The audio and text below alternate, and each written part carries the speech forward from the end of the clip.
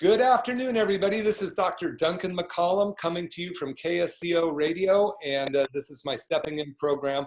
And I am so excited to have Dr. Dan Pompa on the show with me today. Dr. Pompa is not a stranger to KSCO. I think you've been on here 3 or 4 times with not only Michael Olson, but myself. And just to introduce Dr. Pompa to you, if you've not heard about him, he's a respected researcher, podcast host, a teacher. He specializes in something that really caught my attention, and that is cellular inflammation. And when I first met him 3 or 4 years ago, he said something that caught my heart. And he said, if you want to get well, you got to fix the cell. He said, fix the cell to get well. Now, when DNA got unraveled here in Santa Cruz so many years ago, it was an amazing point in healthcare. And I worked with a gentleman named Dr. Jeffrey Brand, who I'm sure you know. And it was really amazing because it opened up so many doors. But the problem was that there was no really true line. There was not a path that we could follow to an end. And it was like a kid in a candy shop, but with no specific route to take through. So I worked with that, and then I got frustrated until I met you, Dr. Pompa. And when I met you, you had a path that took us all the way through cellular healing, understanding what was going on with the inflammation in the body, how inflammation relates to chronic disease, chronic inflammation, chronic disease, and you nailed it with toxins and how toxins actually are causing chronic disease. So thank you so much for being here. Yeah, love it. Yeah, I love being part of the mission, and this is part of it. You're doing an amazing job, Duncan, bringing an answer, to this explosion of degenerative disease. Yeah, and I mean, as you and I know, I think something like 81 million Americans have chronic or multiple chronic diseases. And as we look at this pandemic, quote unquote, that is or isn't a pandemic that's going on, and all of the fear that is behind it, and who knows what side of politics one way or another are playing a role in this, but everybody's attention is put on whether they should wear a mask or not, or who's telling the truth or who isn't. But quite honestly, the greatest physician that ever walked this planet is within you and me. So do you mind speaking to that a little bit? Yeah, it's funny, there is so much debate right now, but where I look at where the debate should be, it's not. It's funny, when we look back at the experts that were interviewed, right? The goal was, we didn't know how deadly this thing really was, right? So they said it could overwhelm our hospitals like what we saw in Italy. So we have to flatten the curve, meaning that we can do this distancing and, quarantine, and we can basically flatten the curve down to where we don't overwhelm the system. Now, experts were very clear. At the end of this, we're going to have the same amount of people get the virus. Of course. I mean, of course we would, because the virus, just like and they all explained this very well, that, every virus, whether it's the flu, different flus every year, have to go through the exact same process until they reach herd immunity. And so, by doing this, we're not going to change the number of people that end up with this to hit herd immunity. All right, so they made that very clear. Now, we've done everything. We've flattened the curve, and here we are later still experiencing it, as predicted, by the way. So the point isn't, whether we should wear masks or, this treatment, that treatment. Really, the key is spreading this to end this. The only way any flu season ends is because we hit herd immunity, meaning enough people actually get exposed and we all start to build up antibodies, or we have such a strong immune system, there's something called the innate immune system, where we actually build up enough of this memory we don't really need antibodies. But the point is we have immunity. That's the way every virus stops. And somehow we've forgotten this. Somehow we've forgotten that we have to spread this to end this. So as we see cases rising up, and of course, cases are now rising up in states where we didn't have a lot in the beginning. New York, we don't see cases. We see a massive drop in cases because it's spread there. New York, New Jersey, Pennsylvania. But in Other areas like Texas, Arizona, we see this rise because we have to spread this to end this. But what we're seeing is a massive drop in actual deaths. And really, that's what should be talked about. But that's not what's happening in the media. The media is just talking about cases, cases, cases. And it really should be, oh my gosh, deaths are dropping 54% or more. Yeah, and also they should be talking about the fact, hey, it's what's supposed to be happening is happening. You know, basically, That's right. a lot of people are coming down with cases, but they are putting out the thought that a case means somebody's going to die. And it's a case means basically our body is absorbing this virus, we're building an immunity to it, and we are able to successfully fight it off, which is what we're supposed to do. I mean, we're surrounded by, we're 75 trillion cells. I mean, gosh, when we listen to Dr. Shane talk about how many bacteria are in us or surrounding us and viruses, nothing gets into our body without passing through a bacteria or a virus. I mean, we are completely covered with microbiome. And you know, microbiome are our friends. We need them, and we should not, we want to, I think what I'm trying to say is that the media puts out the idea that this is spreading. That's what we wanted to do. It doesn't mean it's more and more dangerous. It means it's doing what every virus has done since time immemorial. And, but, you know, I don't want to make the show, and I know you don't either, about the virus. What we want to talk about is the solution. A solution is build our immune system individually so that we're not dependent on anybody other than ourselves. And so many, you know, the book that I was talking about earlier that I'm writing is, you know, reversing our biological clock. And, you know, basically most of the people my generation, I'm probably a decade older than you, but we all questioned everything when we grew up. We questioned authority, we questioned the wars, we questioned the government. And now we're all in our 50s and 60s and 70s, and we're just going into the doctor's office and having them feed us these medications without questioning it. And, you know, I think we really got to take a look at what's going on and ask the question, can my body fight this off by itself?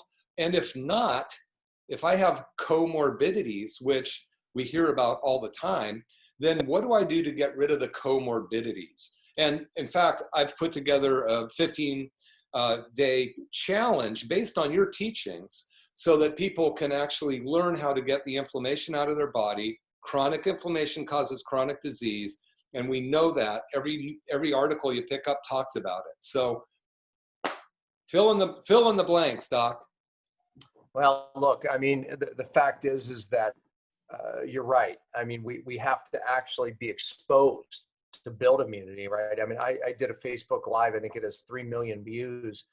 I basically just cited some studies showing the more hygiene amenities, the more degenerative inflammatory diseases like gut inflammatory diseases, Crohn's, colitis, IBS, and then therefore immune disorders later, like autoimmune, later in life. The kids that were exposed to more bacteria, viruses, pathogens, all of it, were, you know, obviously much less cancer, autoimmune diseases, inflammatory gut disorders, you know, and that's the reality. We've spent the last 20 years just really breaking out of this, you know, hygiene philosophy that we have to kill all the bacteria. We finally break out of that with the science. And now I'm watching little kids slather their hands with hand sanitizer. That is the opposite of what we need to do to build immunity, right? We need this microbiome as a force field that really, the more diversity and exposure that you have, and that's the point of those studies, the stronger your immune system. I have been, Duncan, you know, I haven't slowed down my travel hardly one bit. I've been traveling every month since all of this has occurred. I've been exposed to this thing, you know, 20-fold over. So what is the difference of me and my family, by the way? We've had an employee who was right in and around us every day. She gets COVID, we didn't. What's the difference? Well, there's something called senescent cells, which you know a lot about, right? Some people refer to them as simply zombie cells, meaning these are cells that live too long. They cause mischief. They drive inflammation. They don't do anything. So when we look at immuno, meaning cells of the immune system, immunosenescent cells, these are immune cells that do nothing, live too long, sit back, they don't do their job. And worse than that, they drive autoimmunity, they drive hyperimmunity, not good, inflammation chronically. So the question becomes, how do we get rid of these? Because the point I want to make is that when we look at people, even younger people who are getting, not just sick from this virus, but who are getting really sick from this virus. There was an article early on by an immunologist. He said it's because they have too many immunosenescent cells. These are cells that even young people. Even young people, right? Now, again, you mentioned, other conditions that other people have that would make them get more sick from COVID, right? Like, I was exposed. I didn't even know I had it. I didn't even know I was exposed. Okay, so, someone with diabetes, on the other hand, they get it. They're going to be sick for 2 weeks, right? Who wants that, right? So I get that. So they have more immunosenescent cells than the next, 55-year-old like myself. So the difference is immunosenescent cells. Who has more? Well, you will get more sick. Yeah. No, it just so happens that older population has more, right? There could be someone 80 years old that's very healthy that has a very normal amount of immunosenescent cells and they don't get sick from the virus, right? But someone that's 80 typically has a lot of these immunosenescent cells and they'll get very sick, right, from the virus. So the point is then the conversation shifts. How do we get rid of, how do we diminish, how do we have less immunosenescent cells? So because this isn't the last COVID strain that comes around, by the way, right? This isn't the last virus. I can't remember the last time I had a flu. So we know that if these immunosenescent cells are the key here, the tipping point of who's going to get sick, who's not, then the conversation shifts to how do we create less? Now your program, your 14-day program is basically the answer. Yeah. Your 14-day program is all about how we get rid of these immunosenescent cells. Exactly. And that's it. Can you do it in a few weeks? The answer is yes, you can. And when you look at the science, I know everyone's hucking a product right now. I'm telling you, what you're teaching in the 14 days is the real science of how you get rid of immunosenescent cells. Yeah, you just stop eating bad foods. It's pretty amazing. I had this patient today, a 90-year-old man walked into my office, this skinny guy. He had some low back pain. And he's as lucid as he could be. He's like, but he hurt his low back early on in the Korean War. This guy was from England. He was there when the bombing, he was 9 years old when England was being bombed during World War II. And what a fascinating story this guy had. But, he goes, well, I'm pretty skinny. I don't eat much. And I'm thinking to myself, no wonder you're so healthy. You're not eating much. And that's the whole crux of the whole problem. No, I listen. You said something that it was kind of like, maybe it was a slip. If it were only so easy to just say, oh, I'm just going to eat better. It's not that easy anymore, right? Yeah. It's like, first of all, people watching this will be like, okay, why I eat? Oh, eat more fruits and vegetables. I've heard that before. Oh, eat better. Okay, I've heard that before. What you're teaching in that is not that at all, actually. You hit upon it. When we look at the science, people who eat less live longer, but it's how you eat less. You don't eat less by pushing half your meal away, right? That's the message that you get on, every news, every morning show, every, magazine you open up. It's eat less calories, right? Exactly. Oh God, if it were always so simple. No, it's not. Eat more fruits and vegetables. No. But we're always so simple. It's not. How you get rid of immunosenescent cells is a strategy, and fasting strategies of just cycled eating, changing your diet, something you're going to teach on called diet variation, totally different than what you think, and of course, fasting period. Our DNA is set up to fasting, but in a fasting state, and it's not what you think. Fasting, there's a lot of ways to fast, and you don't just fast, you build up to it, which Duncan, that's the whole program you're teaching. But your body gets rid of bad cells. Guess what it gets rid of? Those immunosenescent cells. Yeah. There was, back when I studied fasting in the 90s, one of the criticisms of fasting is, oh, it lowers your immune system. And because what happens, they would see on blood work, they would see white blood cells plummet. Well, it wasn't until more recent science showed that, well, white blood cells do plummet during a fast. But what's happening is they're getting rid of these immunosenescent cells, these white blood cells that live too long and drive inflammation, disease, right? And now we know set us up for more viruses and well, more sickness, I'd say, more exposure. But the point is that when you see this drop in white blood cells, the body's too smart in a fasting state to get rid of healthy white blood cells. The study showed it's getting rid of these senescent ones, the ones that live too long and drive the inflammation. So that's obviously you're going to teach the how-to and stuff that we've learned over our years. You're going to be talking about it.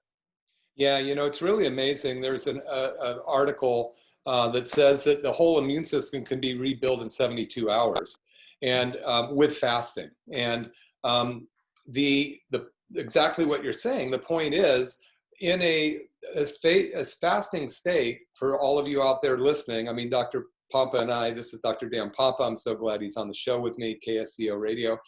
But our whole point isn't to talk about not eating. Our point is to about how the body breaks down the weakest and the least synergistic cells possible during fast. So it's going to go, I need a vitamin K. Where can I find a vitamin K in my body? Well, there's a weak cell that's not doing anything. I'm going to blast that thing, and I'm going to recycle everything out of that.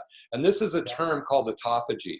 And Dr. Yoshinori Asumi, who won the Nobel Prize for 2016, really kind of set this whole thing going, because he realized that after, I believe, a 30-hour fast, that autophagy was at its peak. It was, your body was scavenging, looking for, it wasn't starving to death. It was going around going, hey, how can I be more efficient?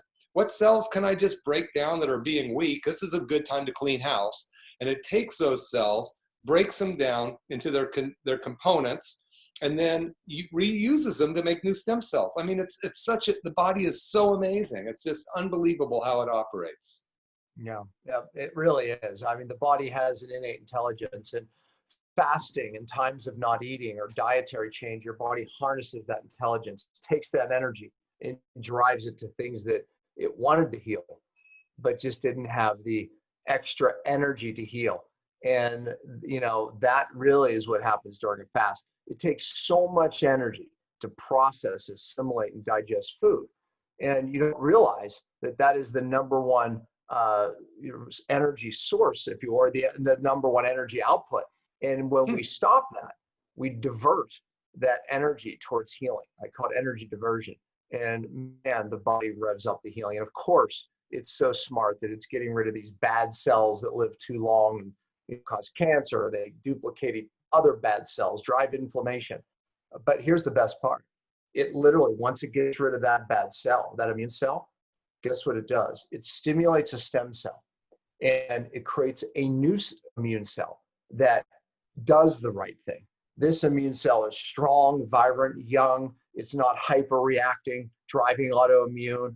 So it's a naive cell that is actually doing what it should be doing, unlike the senescent cell. So you basically tear down, but you rebuild, and that's what happens during a fast. That's amazing. I have a perfect analogy for you along that. I just took my family to Montana. My daughter, Natalie's 26 years old. She got tired of not being able to go on fishing trips with us. She was always afraid of the fish getting hurt when we caught them. We do catch and release fly fishing. So I go, okay, Natalie, you can go, but you've got to not warn all the fish that were coming. So she promised that, right? So she's never fly fished a day in her life, right? So we go out to the Bighorn River, and it's amazing. We had guides, and my best friend, who's an emergency room doc, we have great conversations. And my son, who's 23, we've been fishing for years. We lost so many fish because we knew what to do. My daughter caught the first fish. It was a 19.5-inch brown trout on a fly. She caught probably 14 or 15 huge fish that size within 2 or 3 days, lost one.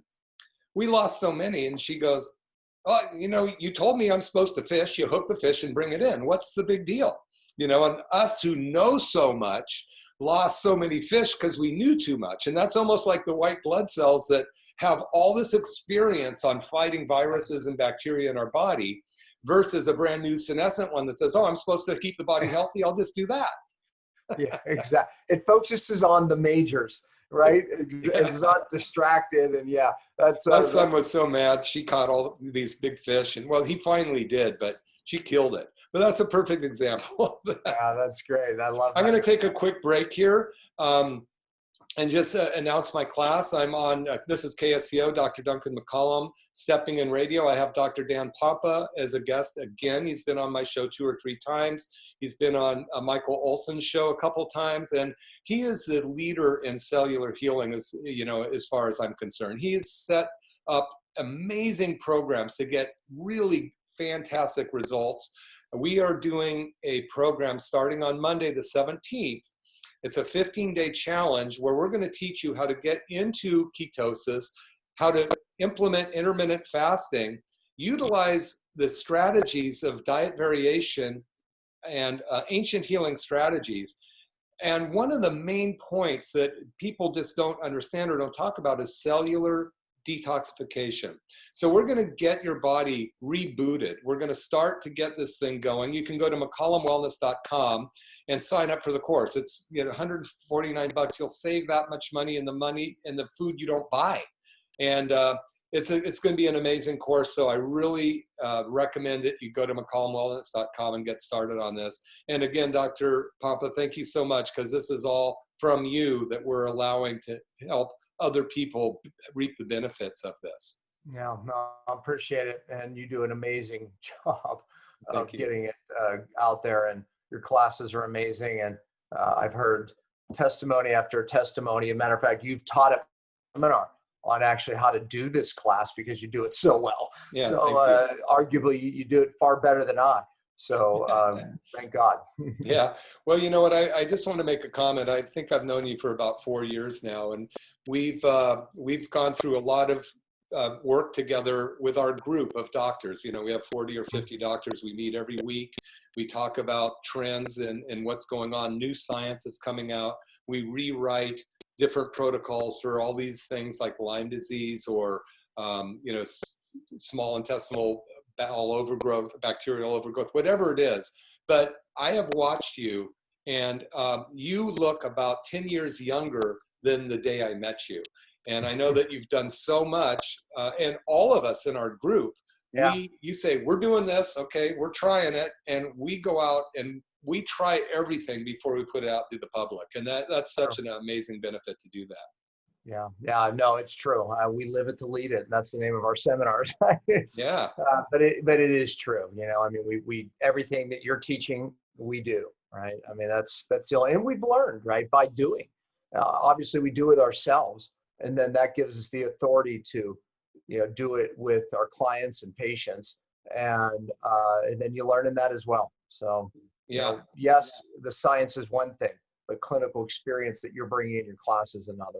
Wow, that really is it, because there's so many opinions out there, and there's so much stuff that you can look up online and you can read this or that. A lot of these papers are theory, and what we do in our group, and it's so amazing, is we actually put it to practice, and we throw out what doesn't work and we put in what does work. And that's why this 15-day program is going to be so good for people, because we know exactly how it works. I mean, it's so true, right? It's, the smartest person's in the room, you know what I mean? It's like, as a group, we are so much smarter, right? It's like things come out of our training classes. It's like, we're all like, oh man, wouldn't have thought of that, right? But when we put our minds together, great. You can read something in a scientific study, but what comes out is brilliance. What comes out is what actually works. What comes out is, okay, this in a clinical setting worked, but what if we do this? And then we even take things to the next level beyond the science, right? And, that whole program really was evolved from that process right there. Yeah. And, just for those listening out there, the 15-day program is going to take you up to, if you're ready, a 30-hour fast. And the purpose of that is we want to give Dr. Pompa talked about this earlier, but we know that 60% of our body's energy is used to digest food. And Western medicine would say if you're pre-diabetic or diabetic, eat 6 times a day. Well, you are basically taking 60% of your body's energy and making it digest food rather than allow it to take a look and scan the body and figure out what needs to be fixed, what organ needs a little bit of help, where do we put stem cells here. It's kind of crazy. It's almost like the media. You create so much noise over here that you can't really solve the problem, because our problem is we don't know what to do about the coronavirus. Well, some of us do. We believe we have the right answer. But when you get so distracted with all of this noise, like your body's distracted digesting inflammatory foods all the time, then all that's doing is creating more and more problems in your body to fight. So not only are you using 60% of the body's energy to digest the food, maybe another 30% is being used to handle the inflammation caused by that bad food you're eating. You have 10% left to heal your body, and those are just fictitious numbers, and to function in life. So let's talk about the ketogenic diet and what ketones do versus glucose. Yeah, I mean, look, ketosis has now been, popularized. A lot of people have heard the word, but just for those who haven't, it's when cells can use two things for energy, sugar or fat. And if we lower carbohydrate intakes enough, it forces the cell to use fat as energy. And why is that significant? Because fat burns cleaner than sugar. So we decrease cellular inflammation, which that's a whole nother class, but that's why people don't feel well. Ultimately, if we can reduce your cellular inflammation, we can increase your cellular function and we can change your life. Okay, so this is a first step. If we can reduce the inflammation by switching the fuel that your cell uses, magic happens. Now, when your cells start to burn fat, it makes something miraculous called ketones. And your brain just so happens to love them. So does your gut. So ketones now in research, we really learned that humans were meant to go through times of ketosis. Without it, we don't reset our bad genes that get turned on via stressors. We don't reset our brain, our gut microbiome, our immune system. Ketones almost act like this little switch that turns good things on and bad things off. So you're going to learn how to get into this state of ketosis. And then when you restrict a fast, even for 30 days, ketones go even higher into these therapeutic ranges that are just, miraculous for all of your immune system, your gut, your brain, and you start down regulating these bad genes. So, that's what you're going to learn. But we really talk about it as becoming fat adapted, right? How to become fat adapted means that we're going to force your body to make these ketones and burn fat. Pretty easy to understand, I hope. Yeah, it's pretty amazing. If you take a look at fossil fuel, for instance, there's so much oil underneath the ground that can be burned as energy. Well, the United States is rated, we are the worst for obesity from all of the industrialized world.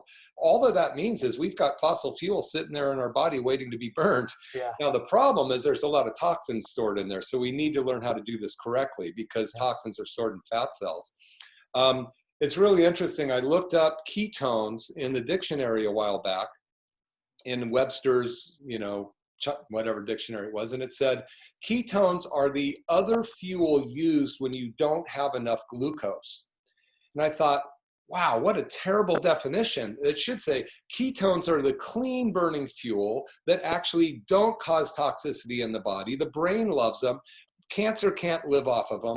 And your body your immune system is strengthened by it. But other than, whoever wrote that definition probably was involved in the food and drug industry that says, let's get everybody eating as much carbohydrates as possible so they're as inflamed as possible so that they're going to feed this whole system called the healthcare system in the United States. Yeah, I mean, technically it was correct, but you're right. It sounds like,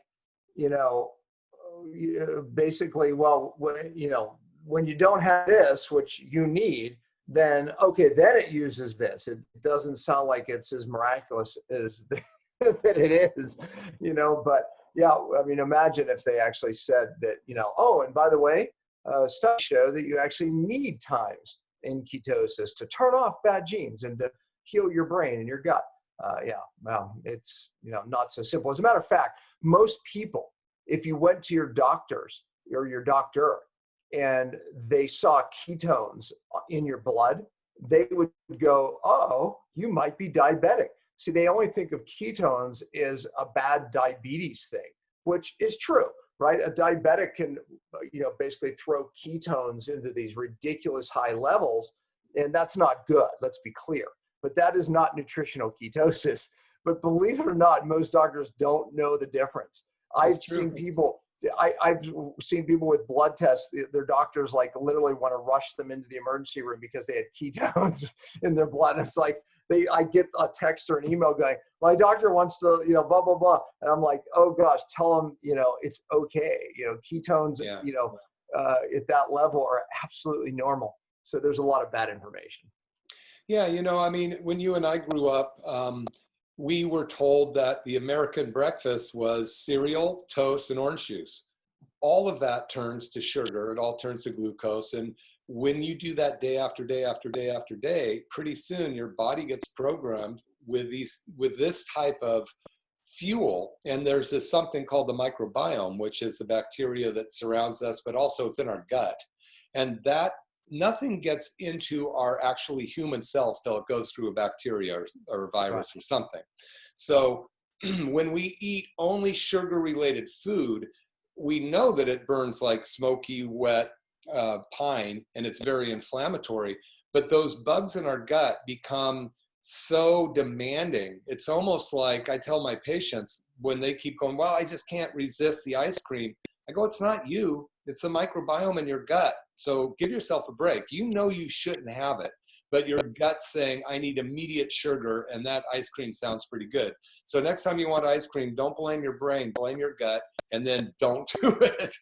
And there's another part to that. There's the hormonal part, that why it's not your fault, why you fail on all the diets, and you're going to teach on this, but just to share a little bit, I said your cells use two things for energy, sugar or fat. Most people in this country are stuck as sugar burners with the hormonal inability to use fat. Now, think about this. What does that do? Okay, well, it does a couple things that are really bad and a couple things that make you fail on a diet. So one of which, if when you're not eating, that means you're not getting any glucose, then your body needs to use a different fuel. So a healthy body will go into this mode and start using your own stored fat as energy. It's perfect, works wonderful. Oh, and what happens at night when you're not able to eat, right? So you ate your last meal at 7 p.m. maybe, and now you're at 2, 3, 4 in the morning. Your body needs tremendous amounts of energy to sleep. Where's it getting its energy? So, well, it should get it from your fat stores. But if you're stuck as a sugar burner, it doesn't. So it has two choices. In the daytime, it could give you a craving that you can't resist, meaning eat the carbohydrate, the bread, the Snickers bar, whatever it is, because it can't shift over, which is a hormone issue, into a fat burner. So it gives you a craving you can't resist. Why? To survive. It just wants to survive. So it will make you eat the sugar. It's not your fault. Now, in the middle of the night, 2, 3 in the morning, it needs energy. It can't shift over to burn your own fat. So what does it do? Well, it might wake your butt up. And some people actually have to go eat to fall back to sleep. So that's not good. But most oftentimes, it will just burn your muscle. And that's not good, because you can take muscle and make sugar from it. It's called gluconeogenesis. But the problem with that is you're gaining muscle, you're losing muscle, and you're getting fatter because your immune system goes down. So I call it, you're getting skinny fat. You look skinny, but you're getting fat in all the wrong spots. That all is a consequence of your cell's inability, hormonal inability, to use fat as energy. So therefore, what you're going to learn in the class is how to make that shift, how to get your cells using fat. And by the way, that's how you stay lean. Doesn't matter what age you are, right? I'm as lean today at 55 as I was when I was in my 30s or even 20s for that matter. Why? Because when I'm not eating, I'm utilizing fat at night, in the day, whatever. But most people have to keep shoveling food. even whether it's almonds, it's this, it's that, it's this drink, it's that drink. Why? Because your body is not shifting over to use fat. When it shifts over to use fat, you don't have cravings. I haven't eaten today. It's 3 o'clock in the afternoon, my time. I haven't eaten anything yet. Yeah, I haven't either, actually. Yeah. It's so amazing because I just recommend everybody who's listening to the show, go up and look in the mirror and go, do I look like I have extra fuel stored on me? Because most of us do. 55% of Americans are overweight or obese. And that's stored fuel. And if we can teach our body how to burn ketones, it does not know how to, very limitedly. But if we can teach them how to burn ketones, which we're going to teach in our class starting Monday night, you go to McCollumWellness.com to sign up for the class. But then your body's going to start actually recycling some of the energy that's stored in your body as fat.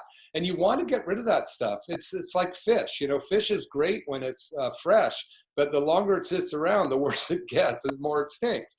And the fat in your body, you want to get that stuff moving and recycling and using it as fuel, because it also stores all of the toxins, the heavy metals, anything your body's afraid it's going to hurt it. It puts it in an inert substance, and that inert substance is fat because it's not water soluble. So that's your body's mechanism of storing fat. So a lot of times when people try to do a ketogenic diet without any instruction, and they hear something online and they try it, they end up getting sick. And sometimes it's called the keto flu, or they end up doing some kind of dirty keto where they're eating the wrong oils and they're eating foods that are basically toxic. And then they end up either getting really sick or they quit.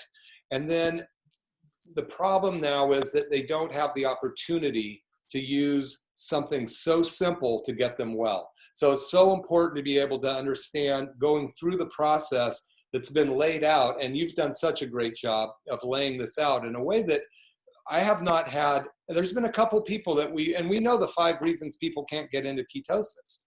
And you've laid those out for us so well. So when somebody has trouble, we know what to do. And, it's not a matter, you can't fail at this.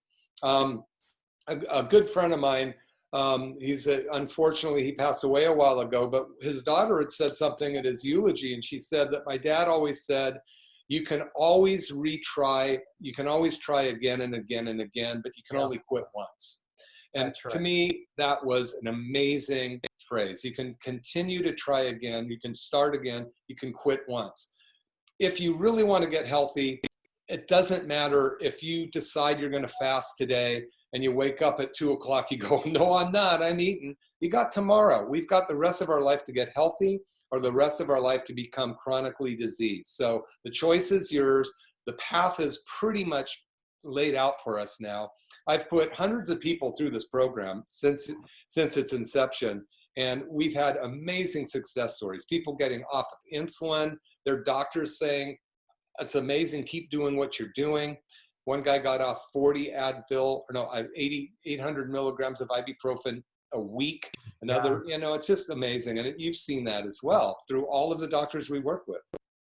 Yeah, no, it works. And again, it's one thing reading the literature, but it's another thing when we have thousands of people who have been through the program and their lives change. And it goes beyond weight loss, obviously. Yeah. Weight loss resistance is an epidemic, meaning it doesn't matter what you eat or how much you actually can't lose weight. This obviously is an answer for that, but I think it's a better answer for the explosion of degenerative diseases. When you look at the amount of autoimmune that we have, and again, so many people don't feel well. They just wake up with pain and fatigue and brain fog. It's autoimmune. You just haven't been diagnosed, right? It's an explosion, right? Of people that just don't understand why they don't feel well. Well, look, I believe that we have a unique answer. So. Yeah. So listen, I'm going to just take a minute to tell people about the course that I'm doing that is basically inspired by Dr. Dan Pompa, who's on the show with me today. It's a 15-day challenge that's going to take you through the 5 concepts that you, Dr. Pompa, so cleverly put together. And that's basically the ketogenic diet coupled with intermittent fasting so we're going to allow the body time to heal. And then the ancient healing strategies is amazing. And the diet variation, those two kind of go hand in hand. But if you don't know how to get the toxins out of the cells, then you are not going to succeed at this. So we're going to teach all that. It's if you go to mccollumwellness.com, you can sign up for the course. It is starting on the 17th. And it's going to be 15 days. We're going to have 5 Zoom meetings, and every day you will get instructions on what to do next. I'm so excited about it. It's just, it's so well put together. You can't fail at it. So I really appreciate the teaching you've given us and how we've all worked together to evolve to a new level. Yeah, exactly. I mean, it was a team effort, so appreciate you as well. Yeah, so let's talk for a moment about stem cells. People may or may not really understand what they are. You know, I always say, look, an egg sperm comes together, that's the ultimate stem cell, and it can divide up into 200 different types of cells. And within 9 months, we have this perfect little baby, you know, without any kind of genetic stuff that may or may not turn on. And a lot of that can be because the mother is toxic when she gets pregnant. We know that 278 different toxins have been found in the umbilical blood of babies that haven't even lived outside the womb. So one thing I really try to impress on all of my patients, because they all have children, if your children or you want to are thinking of having a child, let's make sure that you are safe first. Let's check your heavy metals. Can you talk about what you've seen in that arena? Yeah, I mean, look, when you look at the '1 source of lead, I mean, this happened in my own family. My wife got a lot of lead from her mother, who ended up dying of cancer. My wife, hormonally, according to tests, was heading in the exact same direction, right? And where was their source? Mom.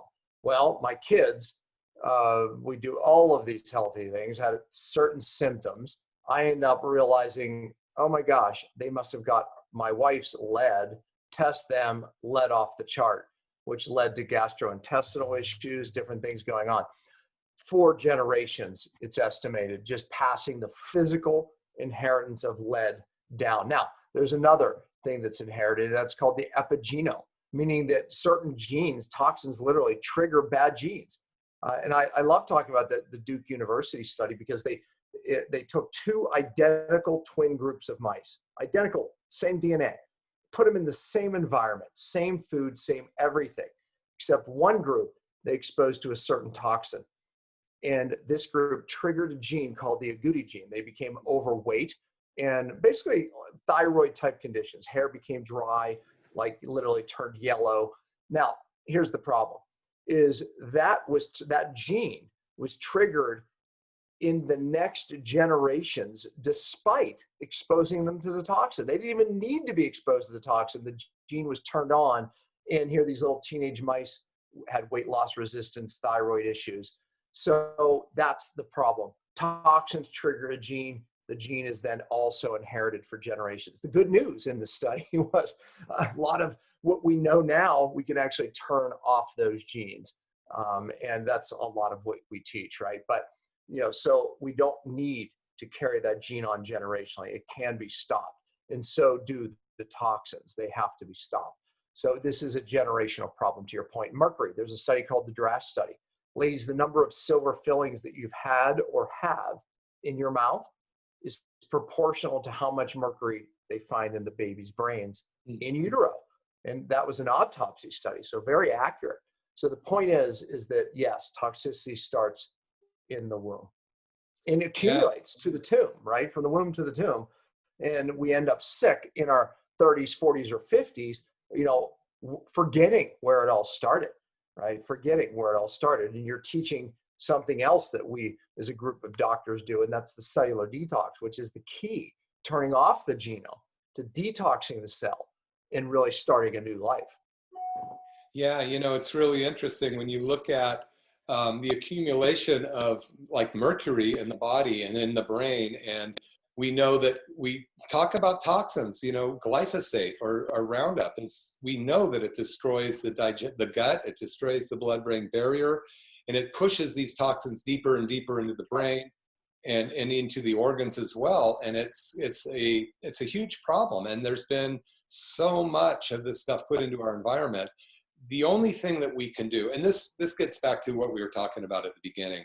Look, it's about our immune system.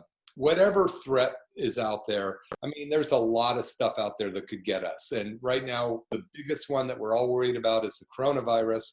And, you know, I can tell you that I've seen more damage by mental stress than I've seen anybody my patients with corona. I haven't seen it, but I've seen so many people coming in. This one woman, I actually met her on an airplane coming back from an event that you spoke at, and she was from my town, and she ended up coming in for sciatica. And I just wrote the book, New Hope for Sciatica. So she came in, and that was before Corona. And all of a sudden, when Corona hit, she was a basket case. She was so anxious. She wouldn't leave her house. She was shaking, and her adrenal glands got so wiped out because of basically when you're chronically in a sympathetic state, which means fight or flight, we're being told that there's a virus we can't see, feel, touch, know if it's there. We don't know if it's sneaking up on us. It's like an invisible tiger that you're always have to be aware of, that it could jump at you at any time. And I see that so much in our public right now. They're afraid. I had a guy come in today who is a patient who I haven't seen since Corona, and he's got neuropathy in his legs, and I was doing our stem cell machine on him, and he was getting some results from it. But he says, I can't leave my house because of the coronavirus. And, you know, I don't know where people are getting this. Well, I know where they're getting the information, but, you know, take a look around and see what's really going on. I mean, I don't see that many cases of people dying in Santa Cruz. I think 3 people have died this whole time, and they all had what we call comorbidities. And the point is, everybody needs to get this exposed to it so we can get herd immunity. Absolutely. It's sad. I mean, you know, the numbers look, the numbers of deaths have even been exaggerated because hospitals get money from the government for COVID diagnosis and deaths. And, you know, I mean, that was set up for a righteous reason, honestly, right? I mean, you know, the hospitals, we were very worried about what this was going to do, and people weren't going to hospitals, right? So it was a way of helping keep the hospitals going. So I get it. But the problem is human takes place, right? It's like, okay, so the hospital administration, their job is to make sure the hospital's making money. They're going, okay, you know, if it's this, COVID, if it's even this, COVID. I heard the greatest analogy, right? They said, look, this was a doctor, they probably took his video off the internet. He said, look, you know, when someone comes in with a bad cold and, you know, dies of a heart attack, we don't say that the bad cold killed him. That doesn't go on his death report. But with COVID, that's what's happening. If someone comes in with the flu and dies of a stroke, we don't say it was the flu. It was the stroke that actually killed him. You know, but unfortunately, that is what's happening. But look, forget it. Let's take the numbers for what they are, right? Even if they're exaggerated. We still go, okay, you know, when we look at this thing, it's still not that different than the flu, right? But if we really took off those numbers, it's probably about the same as the flu. And for healthy people, honestly, you're better off. I would sooner get COVID than the flu. And I had COVID, you know, it's just, I didn't have even one symptom. If I got the flu, that might be a different story, you know. So for someone who's healthy, you're probably better off getting COVID than the flu. But for someone who has a lot of immunosenescent cells, yeah, you're probably not going to fare well with COVID because, you know, it creates this cytokine reaction. And that's where that lung thing comes in. And again, where we're seeing that is with some of the comorbidity with some of these other conditions, and we're seeing that with these immunosenescent cells. So healthy, man, that's it. Let's just get healthy and let's get exposed and let's move on. Yeah, thank you so much. And so we've just got a few more minutes here. This is Dr. Duncan McCollum with Dr. Dan Pompa. Dr. Pompa is an amazing doctor that leads a whole troop of doctors all over the nation and other countries as well, teaching us what we can do to get the body's immune system healthy, to actually reverse a biological clock, which is really pretty cool. Yeah, it And is. what you were just mentioning is the senescent cells, which is senile cells. They're old cells that should have died a long time ago. Cells are actually programmed to die. It's called apoptosis, programmed cell death. But because of the confusions of the body, the inflammation in the body, the toxins in the body, a lot of these cells don't die. And they just sit there, and all they do is take up space and demand energy, and then they spill out bad stuff. And those cells can become cancer cells. They're immune. They have a weakened immune system. The more of those that you have in your body, the sicker we're going to get. So what the take-home message is, if you, and listen, if you're out there thinking you need to wear a mask, and that's awesome, I appreciate that, and you're concerned about being around people, but you're eating sugar and you're overweight and you're drinking or smoking, you might as well take the mask off, because unless you correct that stuff, your immune system is going to be weak enough to allow you to get, not only possibly contract the virus, but be devastatingly affected by it. So that's why I'm speaking up. That's why I have Dr. Pompa on the show today. We have a 15-day program starting on Monday. You could go to McCollumWellness.com that's going to actually teach you and your body how to increase the immune system's strength, because we're going to have you stop eating inflammatory foods. We're going to have you learn how to do intermittent fasting, which means a lot of that energy that goes to digesting food can go to actually help your body repair itself. We're going to teach you how to get your body into ketosis, which is viruses can't live off ketones. Cancer can't live off ketones. Bacteria can't live off ketones. So why wouldn't we want to have more of our diet be on ketones rather than 100% glucose? Most of our body doesn't even know how to burn a ketone. Then we're going to teach something that you talked about, and you teach this so well, which is called diet variation. You can't be on one type of food or one type of diet forever. It's as bad as eating sugar all day. You have to move in and out of these various diets. And that's called the ancient healing strategies. And you saw this with your studies in Africa. Yeah. I mean, it's true. I think the big mistake is we get on a diet, it helps us, so we just stay on that diet forever. And it's a mistake. And I talk and present studies showing that, that staying on the same diet, because we can today, ancient cultures were forced to change their diet for multiple reasons, but how it literally leads to a lack of diversity in our microbiome, leads to immune problems, leads to many problems. You're going to teach strategies weekly, monthly, and seasonally, and how to vary the diet. By the way, it is like, for many people, they go, this was the key. I don't feel like I'm even on a diet, because of the strategies, but it actually is a strategy to keep you burning fat as well. So, but it helps you mentally too, because it makes you feel like you're not. Well, we're up against the hour, and this is Dr. Duncan McCollum, Dr. Dan Pompa. Go to McCollumWellness.com to find out more about this workshop we're starting on Monday, and we will see you guys all next week. Thank you so much.